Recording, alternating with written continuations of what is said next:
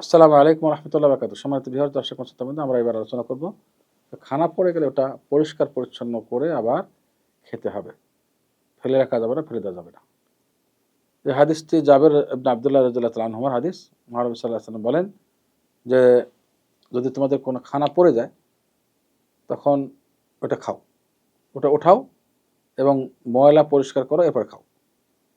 আবার বলি, যদি খানা পড়ে যায় তাহলে ওটা উঠাও এবং সেখান থেকে ময়লা পরিষ্কার করে সেটা খাও, এবং এটা শয়তানের জন্য ফেলে দিও না। এটা ফেলে দেওয়াটা শয়তানের জন্য ফেলে দেওয়া হবে, নিষিদ্ধ, এটা করা যাবে না।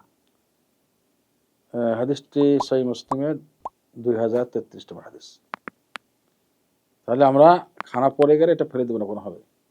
এই হাদিসের একটু ব্যাখ্যা আছে, এর অনেক উপকারও আছে। বরকত হবে, কারণ হতে পারে যে এটা পড়ে গেছে সেখানেই বরকত রয়েছে। হ্যাঁ, আর পরিষ্কার করার আদেশ করেছে। খানা পড়ে গেলে ডাইরেক্ট খাবো না, পরিষ্কার করে খাওয়ার আদেশ করা হয়েছে, এবং এটা ফেলে দেবে, শয়তানকে দেবে না, এই বিষয়গুলো খেয়াল রাখতে হবে। ওলামারা সাহাবের তোহফা তাফাতুল হাওয়াদিস তিরমিজির ব্যাখ্যা আল্লামা মুবারকপুরি রাহিমাহুল্লাহ, তিনি বলেছেন খানা যদি নাপাকের মধ্যেও পড়ে যায় তাহলে ওখান থেকে উঠিয়ে পরিষ্কার করে জীব জানোয়ারকে দেবে, তাদের জন্য নাপাক হারাম না, কিন্তু ফেলে দেবে, নষ্ট কোনো হবে না।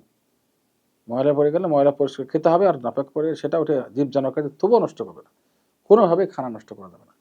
এই খানা যে অপচয় করি আমরা, নষ্ট করি, এর জন্য খানার অভাব হচ্ছে।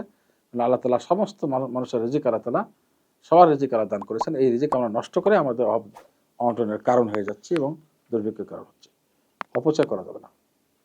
আল্লাহ আমাদের সবাইকে তৌফিক দান করুন। আসসালামু আলাইকুম ওয়া রাহমাতুল্লাহি ওয়া বারাকাতুহু।